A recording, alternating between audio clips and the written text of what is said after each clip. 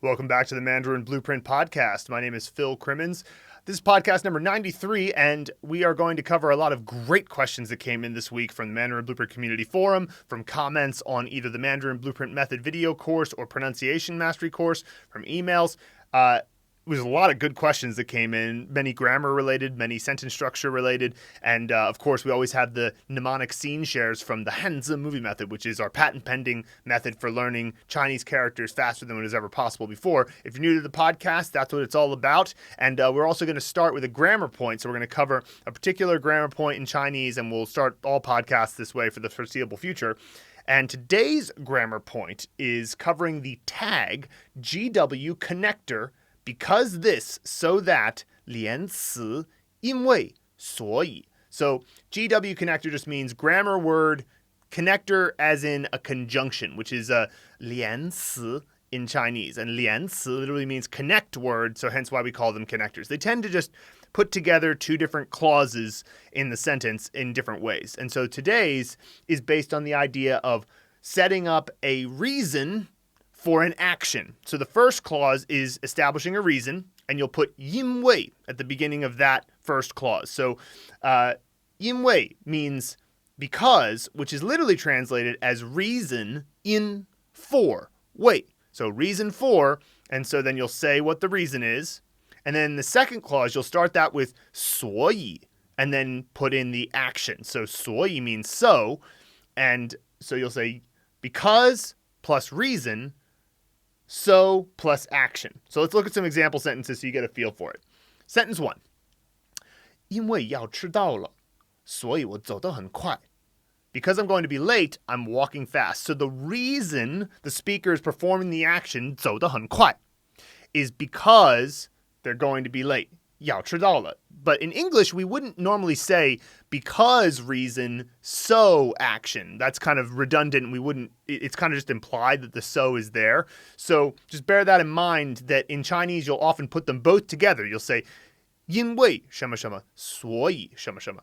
So if that's something that happens and it's a little bit confusing, you'll get used to it. And you can omit them, which we'll get into later, but also take note that in English, we'll tend to say, because I'm going to be late, I'm walking fast. So we double establish the subject of I. Whereas in Chinese, you only have to put it once. So in this example, 因为要迟到了，所以我走得很快. So we only put in 我 in the second clause, so you can establish the subject in the second clause, and you don't have to put it in both. You can.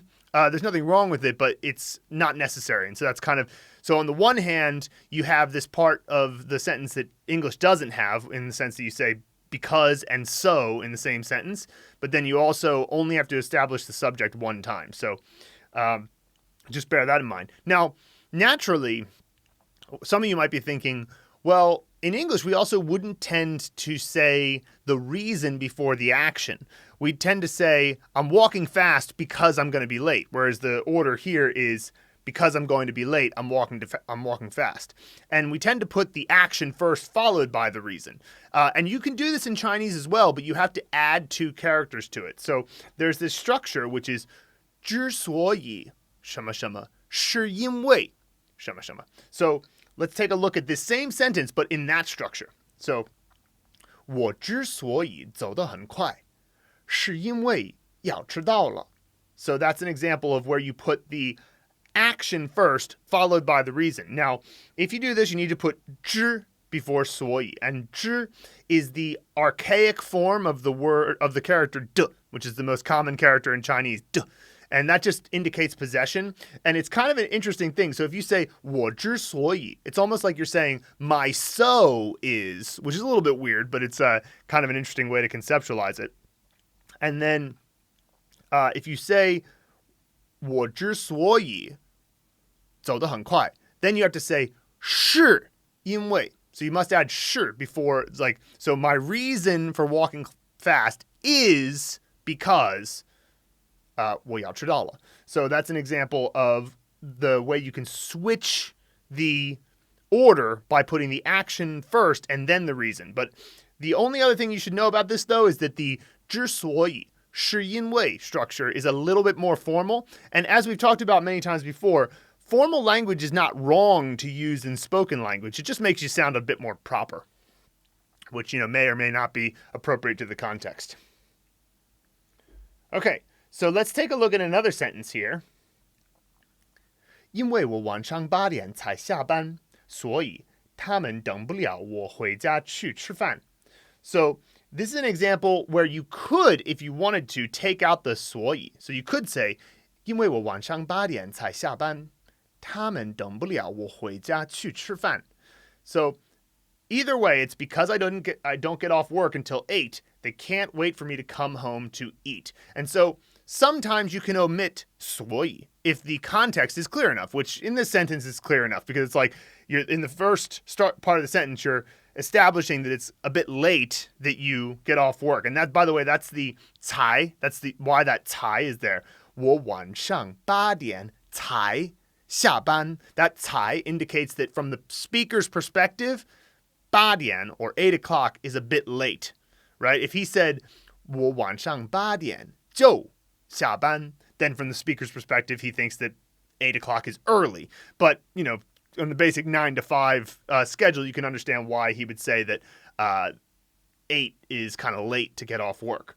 And so, because that context is super clear, if you want, you can omit the 所以 and just go right to 他们等不了我回家去吃饭. They can't wait for me to come home and eat. So, again, there's this reason-action duo here that we're getting. And remember that 之所以是因为 bit. Let's take that same sentence and turn it into that particular structure. So how about this? 他们之所以等不了我回家去吃饭，是因为我晚上8点才下班. So once again, you can switch the action to the first part of it and the reason to the second part by going 之所以是因为. And let's take a look at another sentence. 我家的钟坏了，所以我不知道现在是几点. The clock in my house is broken, so I don't know what time it is now. So the reason that I, or 我, does not perform the action of knowing what time it is now, 知道现在是几点, is that the clock in my house is broken. 我家的钟坏了. So this is an example where you can omit 因为 if you want. There's no need to necessarily add it. Again, if the context is clear, you can have one or the other. Now, I find that when I'm starting off with this and I'm a beginner with the 因为所以 structure, I usually include them in both clauses. But as you get more advanced, you'll start to see, okay, I don't need to add the 因为 or I don't need to add the 所以. And there's no hard and fast rule about it, but it is good to know that you can omit them if you want, but at the beginning, you might as well include them each time to be clear, to make sure it's clear what you're saying to a native speaker. Now, remember, you could also say, 我之所以不知道现在是几点，是因为我家的钟坏了. So it's the same thing where you flip the action and the reason by using the 之所以是因为 structure. So keep this structure in mind as you get more new input. And when you see it, ask yourself, where is the reason and where is the action? So keep it up. Okay, now we'll move on to the comments and emails from this week. So we have Denis Aganin on ANKI decks inside. Now just look at how solid that foundation is. This lesson is the final lesson of the Mandarin Blueprint Method Foundation course. And check this out. Dennis says, amazing course. I'll write a review later, I promise. Thanks, Dennis. Initially, I wanted to finish within a month as I already have a background in Chinese, but full-time work on my business and family matters made it a bit harder. Haha. Still, 40 days is good enough for me. Now straight to the intermediate course. Well, finishing the foundation course in 40 days is fantastic. That's 592 characters, about 1,000 words, loads of sentences that go along with that. And of course, you were probably able to skip some material because you already knew some stuff. But well done. That's really, really fantastic. So good for you, Dennis. And keep it up as you keep moving forward. That's awesome. Now, we had another comment on that same lesson from Mackay Albert, and he said, great course, thanks for all your help. I will definitely be writing some reviews. This has been a great journey and super excited to move on. Thanks, guys. Well, it's so great now to see people coming in each week, finishing the foundation course, and now we're even getting some people finishing the intermediate course. It's super exciting. And so if any of you want to help us out by sending us a review, and even better, if you want, you could send us a video of you saying at least like a line or two of what you think about the course in Chinese, and we'll be happy to help you with like the best way to say that and whatever. You can just send us an email at podcast@mandarinblueprint.com. But great job, everybody. You're doing fantastically. And so just for those of you who haven't gotten that far in the course yet, remember, there are people who are like just like you who are getting through it just by showing up every day. So well done. Next, Christina Vivsik on bonus the language learning tripod attitudes. This is about the language learning tripod is attitude, attentiveness, and time. So attitude is point 1. And she says, yes, well said. And again, those that haven't been to China will only believe what they've heard, which is mostly negative. Chinese are also very hardworking, friendly, and not to mention the streets are super clean. Love you guys covering the attitude and mindset individuals should have when learning about another culture and language. Yeah, this is very important when you're learning a language, not to have any preconceived notions of what an entire culture, especially one as ancient as Chinese is. If you look at just Western media and their portrayal of China, it's always going to seem like China is a kind of negative place, but there's so much more to it than what you'll see in the news. Obviously, but it's important to have that cultural weightlessness where you just go, if things are different than what I expect, interestingly enough, you should apply an Eastern philosophy to that and be very zen about the whole thing and just go, okay, well, it is what it is. So they're doing things differently than what I'm used to, but that doesn't mean that it's right or wrong. Try to keep your judgments before you've had time to really delve deep into the culture. Next, another one on the language learning tripod, but this one on time, we have Babes Gutierrez. She says, thanks so much for investing your time and effort and sharing the Mandarin Blueprint to people who like to learn the language. In my opinion, you showed us the best way of learning this language. This is my first time. I want to learn it because in my line of work, we regularly see people speaking Mandarin, and I have 2 good friends who can speak well. Again, thank you so much. So this language learning tripod part 3 is about the time commitment necessary. And time is one of those things when you think about it in its totality of how much time you're going to have to spend on practicing before you get to fluency or literacy. It can seem so daunting, but it's kind of the wrong layer to look at unless you've gone pretty far with it. So when you're at the beginning, all that should really matter is what are you going to do next, right? Because if you've decided you want to learn Chinese, but then you get unmotivated by, say, thinking about, it's going to take 1,000 hours or something like that, and there's only 24 hours in a day, and I'm obviously not, studying all 24 hours, blah, blah. That perspective is something that, it's understandable, but it's also like, well, let's suppose you stop then. What else are you going to do with your time? You're going to learn something else? Like, no matter what skill you're going to learn, if you want to become great at it, there's no way to avoid the hours, the day-to-day showing up. And it doesn't have to be a grind. It can be an enjoyable time, but it's still the focus of your attention must be on the particular task at hand. So if you're overwhelmed by the time it takes, it's kind of like a weird way to think of it, but just remember, nothing's going to be fast. Nothing's going to not take time. You want to learn another skill, it's going to take some time. Now, obviously, different skills have different levels of instant gratification, and Chinese indeed has a longer period before you get to the gratification, but that just makes the gratification all the more sweet. Like if you learn certain instruments, like guitar, for example, you can kind of get playing a song on guitar pretty quickly. But if you want to play, like, say, French horn, you have to spend ages trying to figure out how to get the horn just to make sounds because it's such a difficult instrument to play.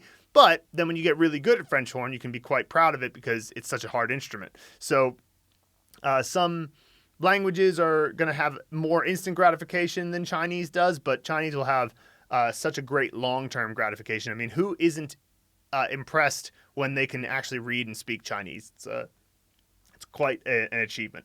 Next, Anne Bihari on new vocabulary unlocked for mudi, which means purpose or objective or, that's the idea here. And so she says, curious if this sentence, 我的目的只是帮助人, may also be translated as my objective/purpose is to be a helpful person. So I would say no, because the 只是, 我的目的只是帮助人, is likely what they're trying to say is like suppose somebody accused them of having ulterior motives. So like you're helping out some people, but somebody thinks you're just helping them out so that you get recognition on social media or something like that. You're not helping them because you just want to be helpful.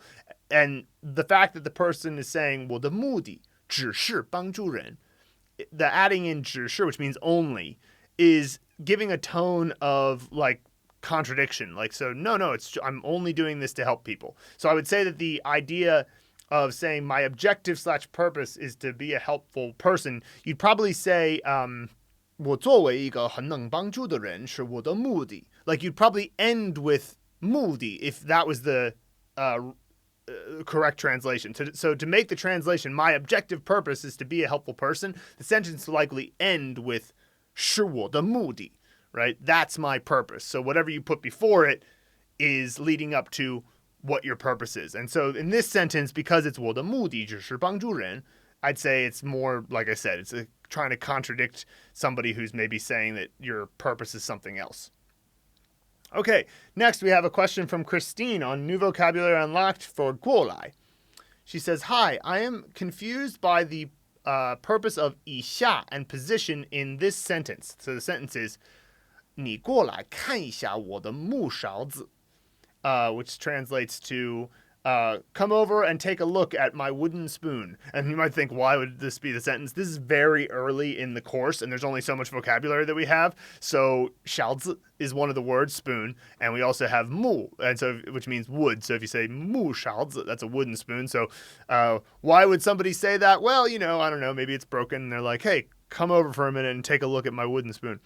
And so it looks like Christine got a little bit confused about where the words are broken up. So she says, if I have to translate this literally, and yes, I know I shouldn't really do that, it says, you come over, look all of the sudden, or in a short while, the 一下, my wooden spoon. So I'm assuming 一下 is an adverb here. So is that then saying come over in a short while or look in a short while? Since if it is come over for a short while, then why is it not 一下, not directly after come over? Or is 看一下a type of expression that is always used together? Hope that makes sense, Christine. So yeah, this is the 一下 here. She's seeing it as a separate word, but it's actually connected to 看一下. So 一下 just means for a moment. And whenever you put 一下 after a verb like 看, it just means that verb for a moment. So there's three ways you can do this actually. So you could say 你过来看看我的木勺子. That would mean come over and look for a moment, and that's doubling up the verb, 看看. Another way you can do is to say verb e verb. So, for example, 你过来看一看我的木勺子. That also means the same thing. Come over and look for a moment at my wooden spoon. Or you can add 一下. 你过来看一下我的木勺子.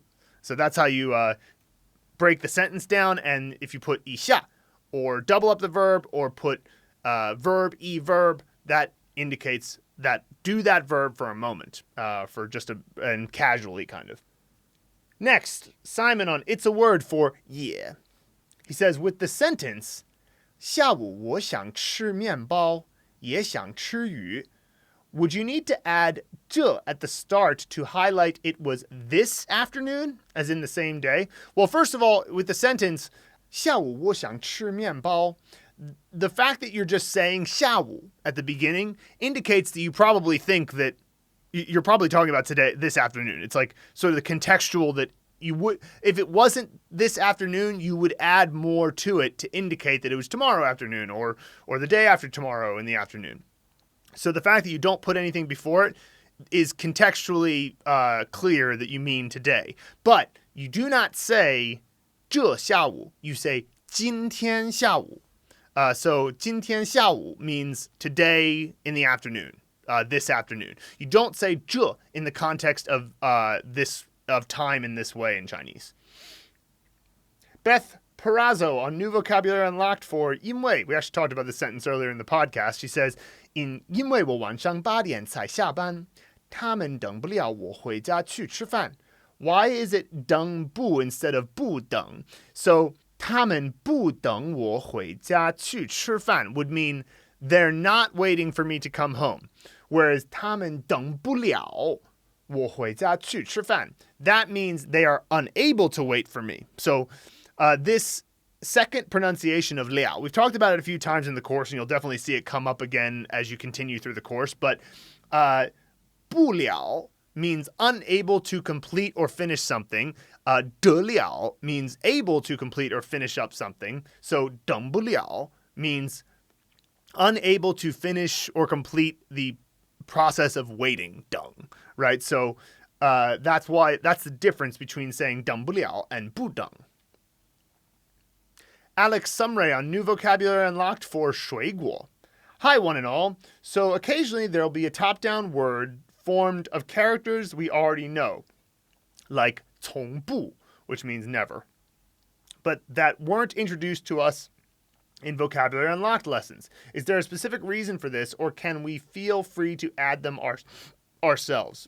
You can definitely add them if you want as a new Vocabulary Unlocked card in your ANKI, but the reason why we didn't include all of them is because we wanted in the foundation course to make sure that the words that you're unlocking and focusing on and making flashcards for are within the top 1,000 words by frequency in the language. Now, you'd usually say 从来不, not so much 从不, but it is something you can say, so we just include it as a top-down word, but we're not saying that you need to necessarily make a flashcard for it, because you have to draw a line somewhere for what are your priorities in the beginning. And the priorities should be the most frequent words. And then as you move into the intermediate course and then the advanced course, there's going to be all sorts of words that you'll see that because your foundation is so strong, you'll easily be able to pick up on them based on a lot of different contexts, not just the context of the word itself. So this is all just to say that it's okay for you to add it if you want. You can add any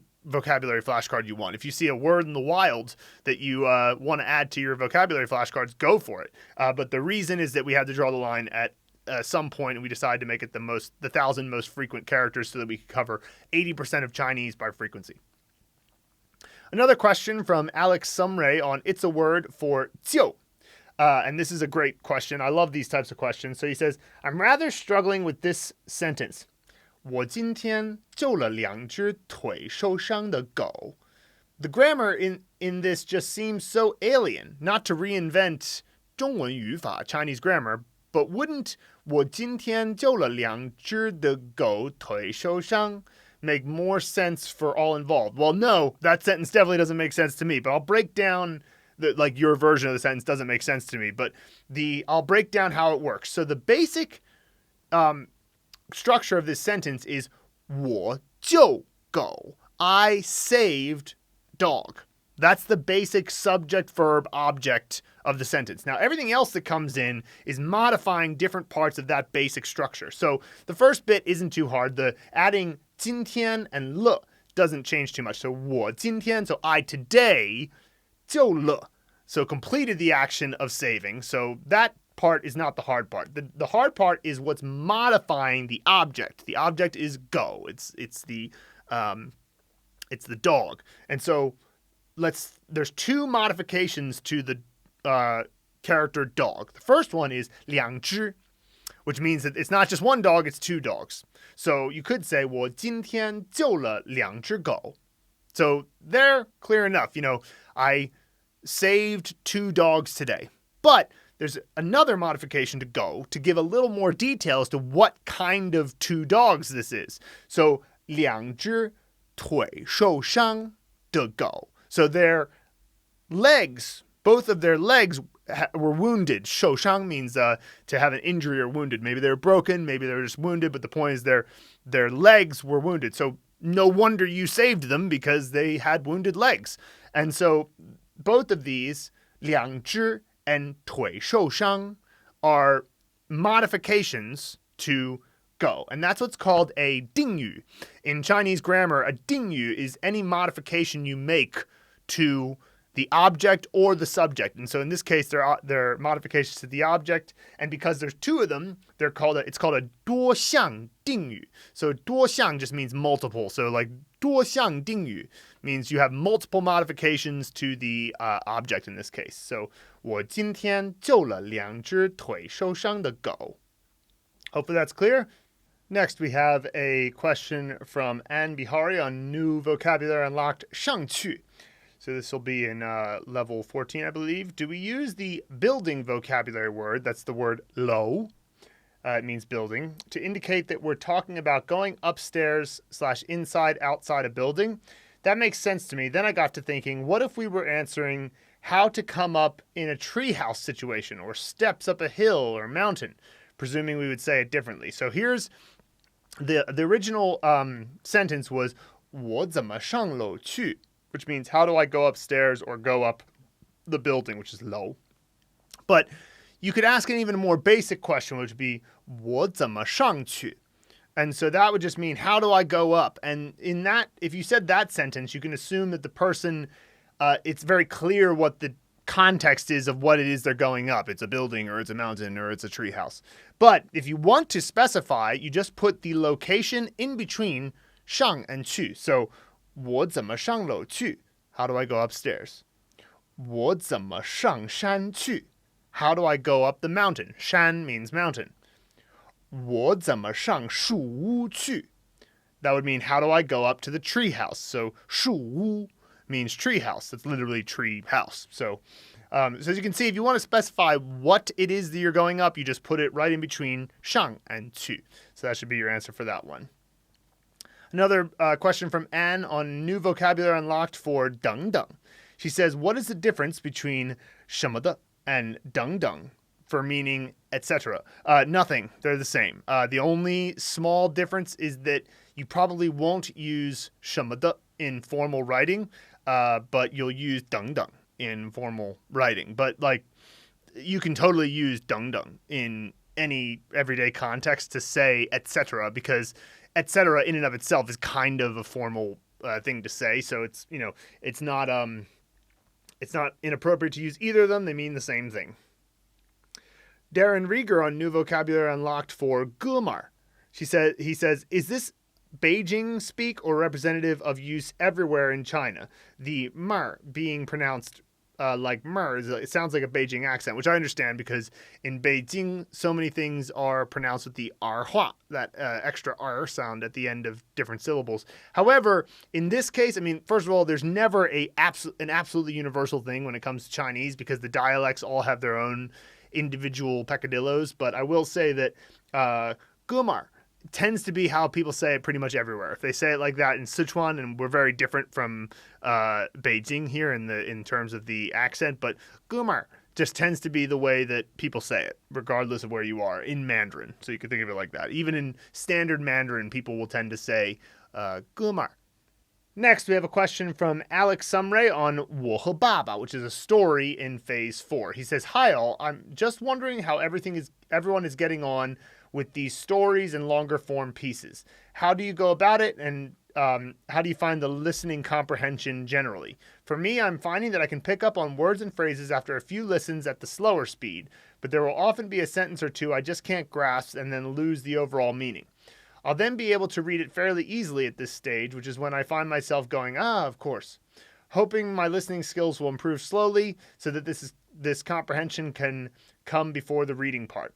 So yeah, how are you all getting on? So obviously I can't answer this like other people on the course will be able to because, it's I was already able to read it fluently when we wrote it. But I will say that the fact that this is how you're feeling about it is totally natural because if you think about it, of course, the Phase 4 is the first time we introduced longer form paragraphs and stories. So naturally, that's going to be the point where it's the most difficult. So the fact that you're going through it and then you're occasionally missing a sentence or two, I mean, it's one of those things where, of course, that's happening. And also, of course, like, it's amazing that you can even recognize most of it. Like the fact that you're only missing like a sentence or two in a paragraph is already really impressive because, you didn't know anything just a few months ago. So, it's normal, completely, you should be completely used to that. And what's going to happen is that as you read more and more long form content, there's going to be clicking that constantly goes into place, which sounds like it's already happening for you anyways. You said you're getting those, of course moments. So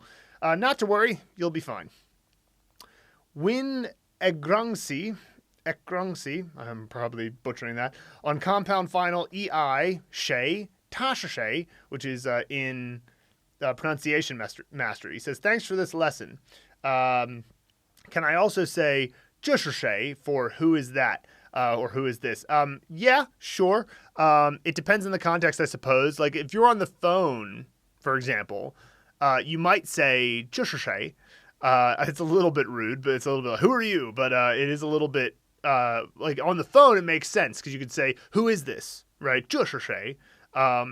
You wouldn't say 他是谁 because 他是谁 is what you would say if you were talking to somebody else. Like I got Luke here next to me and we see somebody in the distance and I say to Luke, 他是谁 because we're talking about somebody else. If you're talking directly with somebody, say on the phone, you might say 这是谁 as in who is this or texting 这是谁. So yeah, it's just a little bit of contextual difference, but it's the same as English.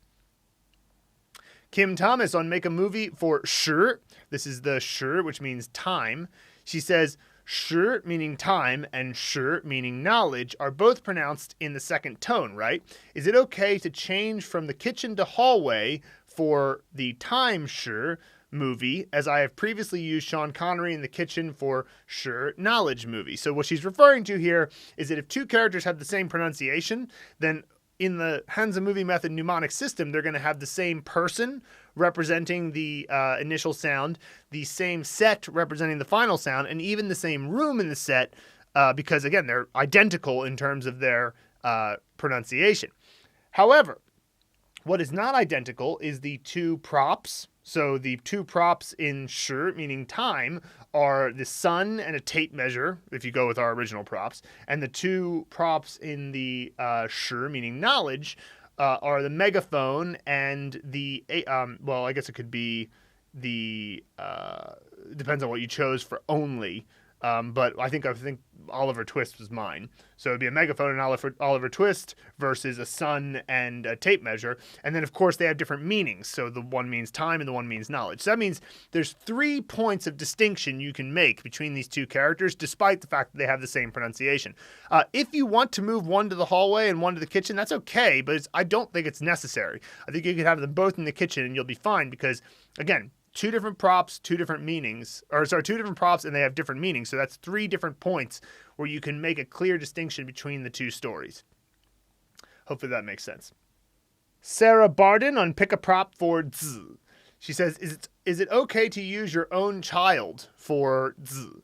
You could. Yeah, sure. This character comes up a lot as a prop in other characters, and so you could just choose your own child for that. I will say that choosing your own child makes it so that you'll not want to do certain things. But this comes up so little. Like we tell people that you shouldn't choose your mom and dad as actors or your child as actors for scenes because you're going to use them a lot.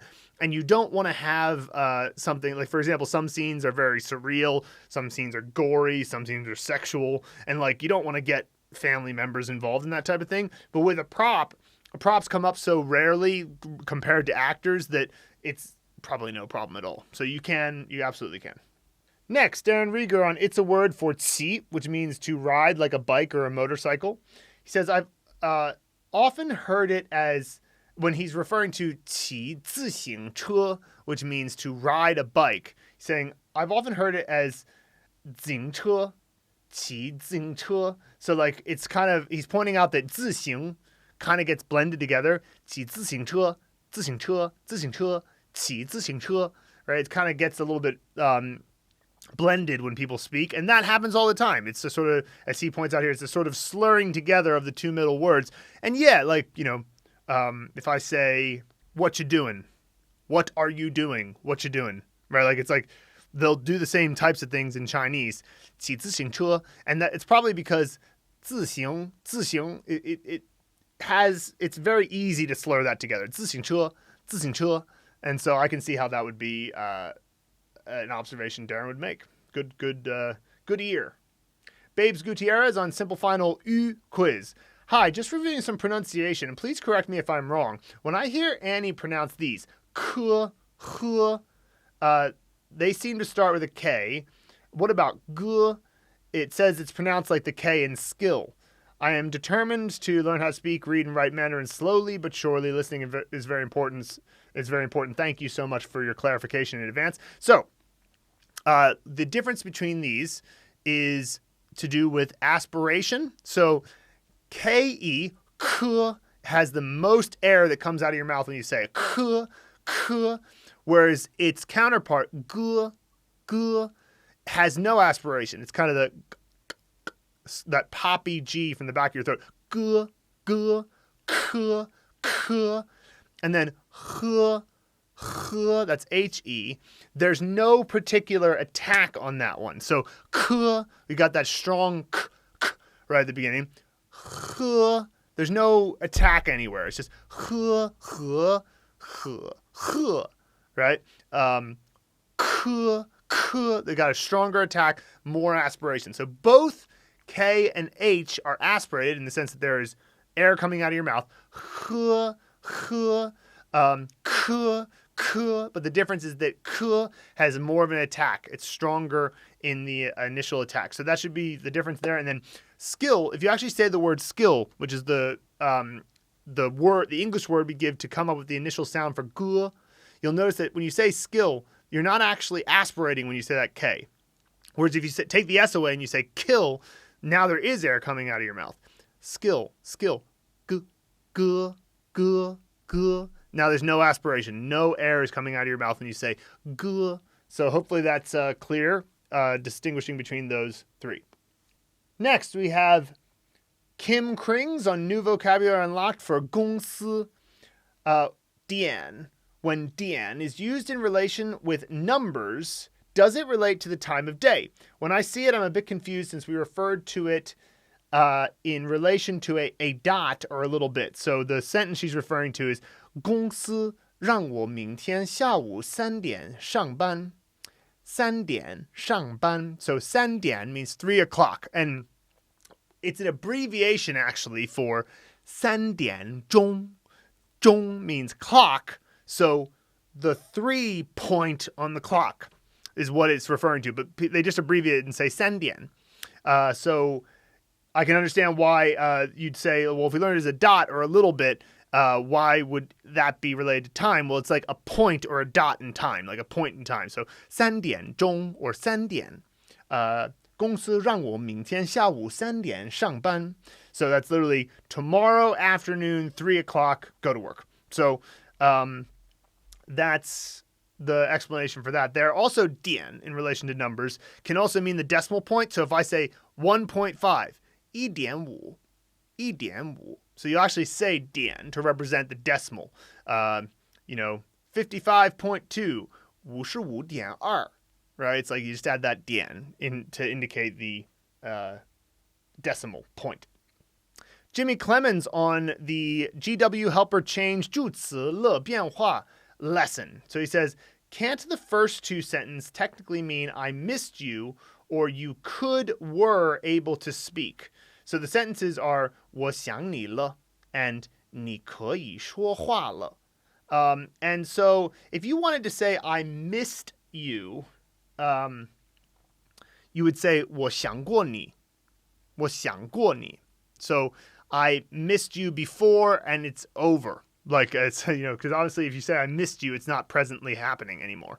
Whereas 我想你了 means I miss you now, or I currently miss you, and it's a change that's happened. So I wasn't missing you before, and now I am.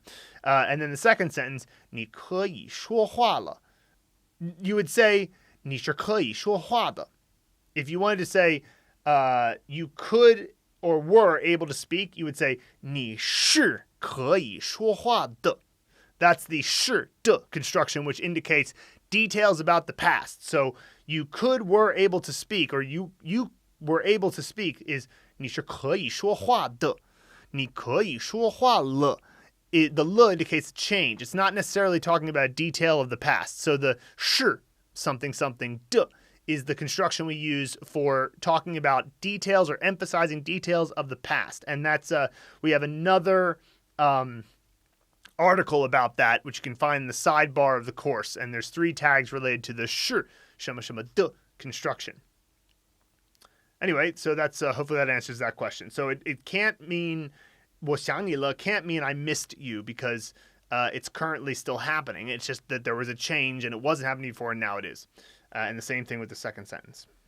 Next, we have a comment from George Lohr on start shadowing in phase 4. He says, now we're coming to the real thing. Shadowing is great. Already used it with Chinese pod stories. I downloaded the MP3s, cut them up with Audacity, copied phrases 100 times after another, of course with some gap, and then go. It's amazing. After 20 to 30 times, I started to make my tongue no longer flip around like a maniac. After 50 times, I started to sound more like a native. Well, I directly started with 100%, which is sometimes quite challenging, as one is not familiar with special tongue and mouth movements that fast, but everything is learnable. I here and there also recorded myself and did a curve analysis. That's the ultimate proof whether pace, intonation, and volume are similar, not equal, of course. Yeah, shadowing is one of the best ways to go from pronunciation understanding to pronunciation mastery. So like when you go to I know what I'm supposed to do to say this sentence, but then I start shadowing, that's when you really start to get it. That's when you start to sound much like a native speaker. So glad to see that you're getting that, George.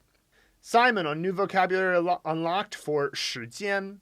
He said, with the phrase, what time is it, use the vocabulary 时间, and the answer is no. You'd actually say 几点 or 几点钟. So if I want to say, what time is it now, I'd say 现在 now, 现在几点 or 现在几点钟. So this is very similar to what we talked about earlier. Diǎn can be related to time on the clock. And so before we said 三点 or 三点钟, which would mean 3 o'clock. But if you don't know what time it is, you would say 几点.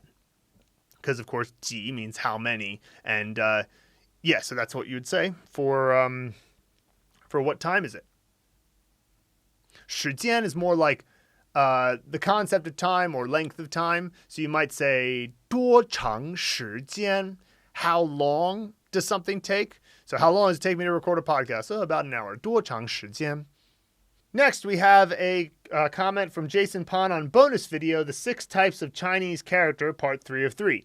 So for the characters that are all pronounced the same, for example, and he puts he copy and pasted the 7 characters that all are pronounced li, and so you can take a look at them in the show notes here.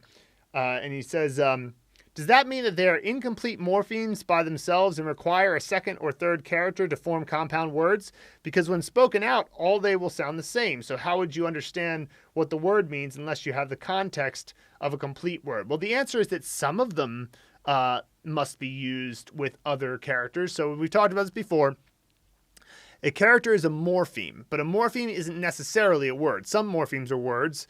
Some morphemes are not words. So, I could say that the character, that one character by itself, like 人, is a morpheme, but it's also a word, person, But other characters like 力 must be combined with something else to indicate what type of power. So 力 means power, but you can't just say power by itself. You have to, like, in the sense of you don't just say 力 without indicating what kind of power. Maybe it's your 能力, your ability power, which is basically just your ability to do something. Or maybe it's your 力量, your strength of, what strength capacity you have, right?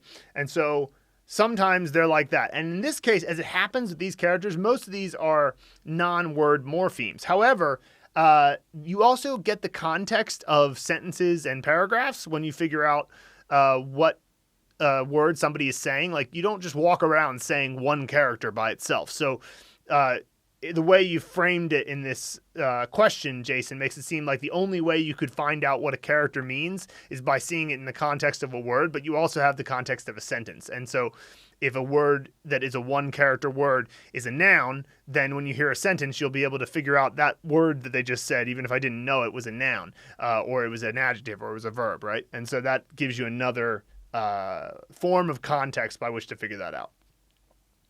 William Beeman on Casting Call for C. He says, all of the examples you provided begin with the phonetic K, like Chris or something like that. So we're choosing an actor to represent C, and we'll say Chris or Casper or something like that, these types of names. And but they're pronounced the phonetic K, but whereas the pinyin C is ts. So like, for example, Tao is how you pronounce the C in pinyin. This is a bit confusing, but the only ts initial I can think of in English is tsetse fly, tsetse fly. Yeah, and of course, tsetse fly is not a person. So you kind of answered your own question. Why do we use the phonetic K? Because people's names don't start with ts in English, right? So, but remember, when you're doing a mnemonic, you just want to find something that makes you go write the word C. Like, you know that C in pinyin is pronounced ts. But if you see Christopher Walken standing there and that makes you remember, okay, the pinyin of this character starts with C, then you've succeeded. You don't need to have, it's not like you're going to be like confused about how you pronounce the pinyin. Like, knowing how to pronounce the pinyin is a separate task from remembering what the pinyin spelling is. And so if Christopher Walken successfully reminds you of that particular letter, then your knowledge of pinyin will tell you how it's pronounced. So hopefully that clarifies that. And yeah, cool. Thanks, William. Next, let's move on to our movie scene shares. These are full mnemonic scenes that we'll give a little feedback about or say that they're awesome in relation to learning Chinese characters. So first we have Make a Movie for He, and this is Della Fuller's story. Heath Ledger and Lord Varys are trying to have a quiet conversation in the lobby of my E location. So Lord Varys represents the top part of this character because it's a person with a blade in between their legs. So we went up with a eunuch there, and Lord Varys is a eunuch. So you can figure out why for yourself. And so it says, but the Rolling Stones mouth is constantly annoying them with his inane chatter and boasting. He refuses to leave them alone, even though they have made their impatience and frustration very clear. Finally, they both look at each other, jump up and grab him, and march him off to the nearest bathroom, where they struggle to fit him into the toilet bowl, using brute strength and a toilet plunger. So I like it. We have the pronunciation covered. We have the props in Lord Varys and the eunuch. We have Heath Ledger as the part of the pronunciation in the hallway of the E location. And they're fitting him into the toilet bowl. The only thing that I would worry about is that it ends in the bathroom. So you might end up thinking that this is pronounced He because it ends in the bathroom, but it does start in the right place. So maybe you want to fit the Rolling Stones mouth into something else so that you don't potentially get confused there. But still, overall, I would say it's a good scene. Della Fuller on Make a Movie for Gay, which means to give. Gabriel is on the basketball court of my EI location. He is playing hard with his team, sweating and breathing heavily. Suddenly, trumpets sound and a prince with all of his entourage march onto the court. One of the servants places a silk-covered chair and stool in front of Gabriel. So that must be her representation of the silk component to the left. He politely gestures for him to sit down. Gabriel touches the upholstery with pleasure and happily sits down. Immediately the prince kneels before him and gestures for Gabriel to give him his foot. Gabriel is reluctant, but the prince continues to urge him to do so. Finally, Gabriel agrees and gives him his foot. The prince looks hopeful and brings out the glass slipper. Unfortunately, the shoe doesn't fit. The prince gives Gabriel a disappointed look. Gabriel shrugs his shoulders and jumps into the prince's arms. They live happily ever after. That's kind of funny ending. So the glass slipper is the prop she chose for fit because it only fits Cinderella. That's a good association to have with He. And we have the silk chair. And the idea of presenting someone with a gift in that way, in that very formal setting, I think it's actually a quite good idea of give. I mean, obviously, her focus is on giving him his foot. I think the focus should actually be on the prince giving the glass slipper because it's like this ceremonial, I'm granting you this great, thing. It could be an award or a glass slipper or something. But otherwise, I like the theme of this. It's quite good. Della Fuller on Make a Movie for Na, which means to hold or pick up. Neil is kneeling in Olivia's kitchen, holding a glass slipper out to her. She misunderstands and holds out her hand to grab it, but she forgets that she has a giant foam hand on, so she is unable to hold it, and the glass slipper falls and smashes in a million pieces. So much for fairy tale happy endings. Yeah, I like it because the contrast is shown that she can't hold it. That's the problem of the scene. So she's got the foam hand representing shou at the bottom. She's got the glass slipper representing he at the top. And yeah, great. I like that scene. Awesome. Della Fuller on Make a Movie for xuě, which means hole, like a large hole in the ground. Arnold Schwarzenegger is in the lobby of my location in response to a tragedy. People are milling about, but Arnold quickly ascertains that a certain a section of the roof has come down and trapped a little goat. Okay, all right. Because the animal's legs are sticking out from under the debris. There we go. Arnold quickly takes control of the situation. He begins wielding a pickaxe in order to create a hole. He continues to work away at the debris, enlarging the hole little by little. Finally, a little face can be seen, and Arnold is able to pull the baby goat out of the hole to thunderous applause and much media attention.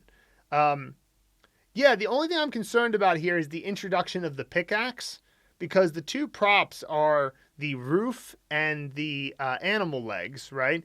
And so I think that he should probably just use his hands, because the thing you risk messing up there is that if he has the pickaxe, then you're going to maybe think back in this and think there must be an axe in this scene. So just be careful with adding in extra props, but otherwise the scene's quite solid. Next, we have George Laura on Make a Movie for xiao, as in school. Angelique Kerber, a famous German tennis athlete, finished her tennis workout and comes home onto the AO site. The only thing she now wants to do is have a shower. But what a pity, the whole bathroom is full with grown trees. Nice. And between the trees, she sees a lot of networking cable, which seems to connect the trees. What's what? Now she detects the big sign hanging from the ceiling, "Welcome to Tree School." Nice.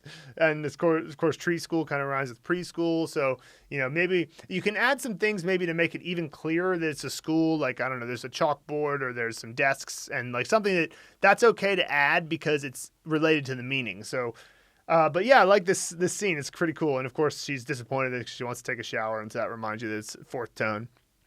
I like it. Della Fuller on Make a Movie for shi, as in style. We are in the backyard of my childhood home. There's an archery competition occurring. All of the competitors look similar and have similar styles of shooting their arrows. Suddenly, Sean Connery enters the arena. He is styled in a gorgeous Scottish kilt, white skirt, and knee socks. The audience begins to murmur and point, appreciating his stylish outfit. He saunters up to his spot and instead of an arrow, pulls an I-beam out of his quiver. The audience gasps. He stands legs apart, slightly bent in order to accommodate the large I-beam into his bow. His style is unorthodox but effective. The center of the target is completely annihilated. He turns and gives a stylish bow to the wildly appreciative audience. Yeah, I like this. The multiple uses of different forms the word style and gets the I-beam involved at the archery competition, which the arrow is the other prop. And yeah, love it. Great. Della Fuller on Make a Movie for shi, as in to try. So the three props will be a megaphone, arrow, and I-beam. Continuing on from the previous movie scene, where Sean Connery showed off his impeccable style and wins the archery competition by shooting an I-beam and annihilating the target. In this round, the crowd is begging Sean to try to shoot the arrow with his bow instead of of the I-beam. Try, try, try, they chant. Sean picks up the arrow, then puts it down and picks up the I-beam, going back and forth, undecided. Finally, he fits the arrow into his bow and shoots it wildly off target. He throws up his hands as if to say, "See, I tried, and it was a complete failure." He then picks up the I-beam, shoots it, and annihilates the target once again. So let's see here. The only thing I'm worried about here is that we don't seem to have introduced the megaphone component here. Or, well, it may not have been a megaphone for you. Maybe it was some different.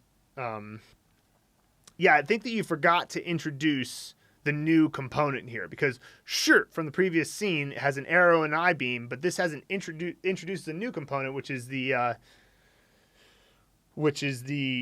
what we call the megaphone. It's the language component, right? So Finally fits the arrow into his bow and shoots it all. Yeah, so I can't see where that's in, so we still need to get that megaphone in, but that's easy enough. We could probably just get that in by having the whole audience, when they're doing their chant, they're all picking up megaphones and going, try, try, try. So yeah, that sounds fine. Della Fuller on Make a Movie for Fun. Frank is sitting in front of a curtained stage in the backyard of my EN location. The curtains open, and The Rock steps out, in full Hamlet costume. He begins with grand gestures, to be or not to be, that, and he stops. Frank stands up confused, and holds out his hands, palms up as if to ask, what's going on here? The Rock shakes his pointer finger back and forth and answers, you only get a portion of the play unless you pay up. The Rock holds out a hat, and Frank reluctantly plods up to the front of the stage and puts in his admission money. He returns to his seat, and The Rock continues, to be or not to be? That is the question. Nice. So, yeah, I like it. Can't see any problems with this one. I'd say that it's a pretty smart idea that he only gets a portion of the play until he pays up. So that's pretty awesome. Cool. Della Fuller on Make a Movie for Gang, which means just happened. Gabriel is at the entrance of Erica Wang's apartment. He is walking up the stairs carrying a pair of scissors and a vegetable peeler under a glass cover. Nice. The glass cover shatters, and the scissors and vegetable peeler go flying across the cement. Erica comes to the door, sees Gabriel face down on the pavement, glass everywhere, and implements strewn across the sidewalk. And with her hands out, palms up, she asks, "What just happened?" So yeah, I think the idea of getting across just happened should have something very quickly happen, and where somebody walks in or knows a situation was one way, and then they suddenly change to another way, and they shout, "What just happened?" I like that. That's a good scene. We got the props involved, and yeah, it's pretty wild. Darren Rieger on Make a Movie for Zhou. Robert De Niro is starving and runs into the bathroom of my OU set because he can smell some meat in there. Inside, he keeps sniffing and can smell the meat but can't find it. Over in the corner is an umbrella but no meat. He puts on his X-ray goggles, internal prop, and now he sees that the meat is under the umbrella. Nice. So that's clear. Got all the props we need. I like that he goes in because he can smell some meat in there. Yeah, nice. Yeah, it's great. You got to use the X-ray goggles to figure it out. Every prop is involved. I like it. George Lower on Make a Movie for Bay. Boris Becker comes to the backyard of my EI set. He eagerly needs money as a regular. He wants to sell the cat suit of his last spouse. He stumbles into a Hell's Angels rocker, his P prop for skin leather. Yeah, because they always wear leather, right? Sure. He offers him the cat suit.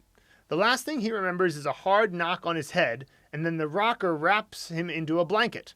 Well, that's the only way this guy will yield some money. Ransom. Okay, nice. So he gets wrapped in a blanket, which is the meaning of the character, and the cat suit is the left side component. The Hells Angels rocker is the right side component, and that's a pretty wild scene, so I think that should be very memorable. Nice. Next, we have Richard Krause on Make a Movie for Die, which means like a belt or to take something along with you. I couldn't resist a movie based on recent events. Donald Trump, D, is in the backyard of a house on the tropical island of Langkawi, AI, surrounded by palms and bougainvillea. Bougainvillea, I think that might be a type of plant. Bougainvillea, I don't know. He wants to do another photo shoot for his evangelical political base. So he is carrying not one, not two, but 3 Christian crosses and is wearing a crown of thorns. Yeah, that makes sense. Along with his business suit. In the 32 degrees Celsius heat and 95% humidity. He is sweating profusely, so the cameraman hands him a large beach towel to dry off before snapping the photos. Nice. I like it. Yeah, so Yeah, we've got the 3 Christian crosses, and of course, current events is fine. This will date itself if people are watching far in the future, but there was a recent thing with Donald Trump going outside of a church and holding up a Bible. It was weird. Okay, cool. Gotcha. Nice. I like that scene. Della Fuller on Make a Movie for Tian, which means in front of. It also means in the past. Chelsea bursts into my kitchen of my AN location. She has a Viking helmet on her head and a vegetable peeler in her hand. A perfect pumpkin sits on the table, and eerie music plays in the background. She peers out the window at the moon rising over the horizon. She holds the peeler up, ready to start the ritual peeling of the pumpkin for the spell. But she cannot begin before the moon is in exactly the right place in the sky. Okay, sure. Yeah, the existence of the pumpkin there, I guess you could say is related to the meaning, because she has to wait until the moon is in the perfect place before she can start peeling, and of course it relates to the peeler. It's a little bit I worry that the pumpkin's going to make you think that that's supposed to be a prop in the scene, but otherwise I like it. Darren Rieger on Make a Movie for Zai. Zach Galifianakis follows a pot of soil that is mysteriously zipping about into the bathroom of my AI set to catch it. Okay, nice. He puts a cloche, a glass cover prop, on top, but somehow it escapes.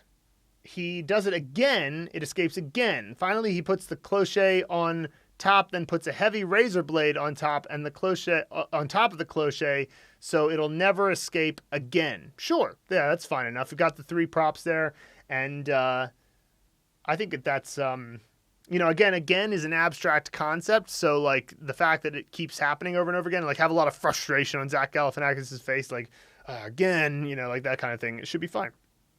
Della Fuller on Make a Movie for Zhao. George is in the background of my AO location holding a knife. The Rolling Stones' mouth is bouncing from ear to ear, irritating George with his constant inquiries as to what George is doing. Finally, George has had enough. He stops in the middle of the yard, lifts both of his hands to the heavens, and tries to summon help.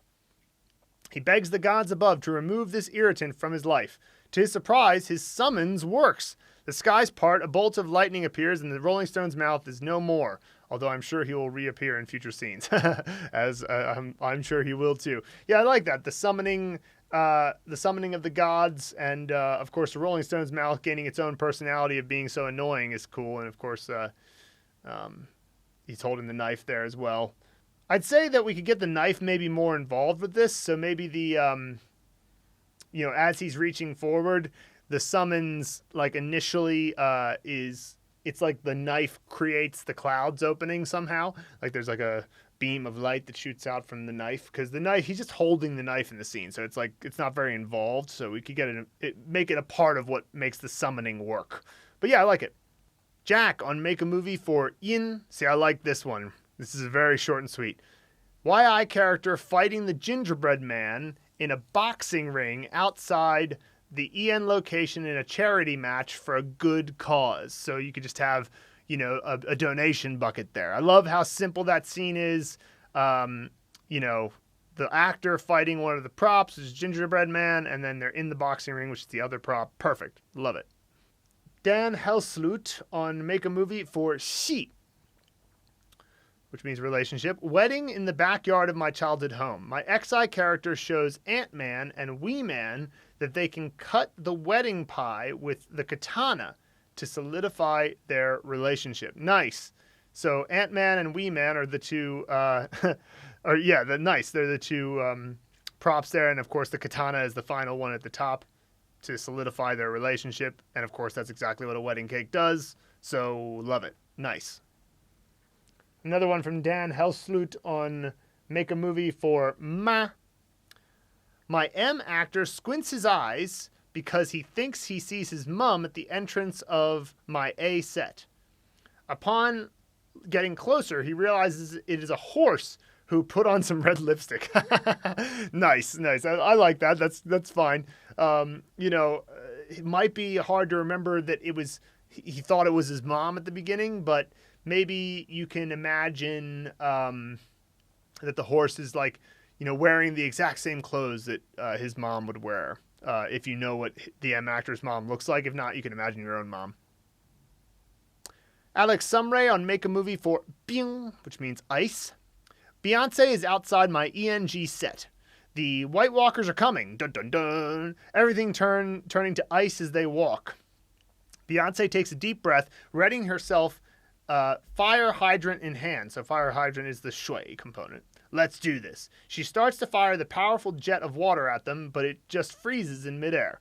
The main White Walker fella, whose name escapes me, the Night King, snaps an icicle from this, chucks it at Beyonce, who is instantly frozen in her famous single ladies pose. Very memorable scene, Alex. And the White Walkers being the representation of the meaning are perfect. And of course, we have the icicle and the fire hydrant and Beyonce. I love it. Great scene. Next, we have Della Fuller on Make a Movie for Shao, as in Jie Shao. Sean Connery is in the backyard of my AO location, surrounded by many people at a cocktail party. He is relaxing on a lounge chair with a beautiful silk throw over his legs, so that'll be the left side component, sipping a gin and tonic. On the table beside him, there is a small bell. Every time he rings, the bell is a signal for someone to come over to Sean's chair, shake hands, and make some small talk so that they can get acquainted. So nice. So the bell is like a summoning bell, I suppose, that Della chose, like maybe a British aristocrat in the 1920s would use to get their servant to come. And so that's the representation of the right side component, which means summon. We've got the silk throw over his legs, and the point is that the summoning leads to somebody getting acquainted, which is the meaning of the character. Love it. Thanks, Della. That's all for this week's Mandarin Blueprint podcast. Thank you for tuning in. Check out mandarinblueprint.com, and we'll see you very soon.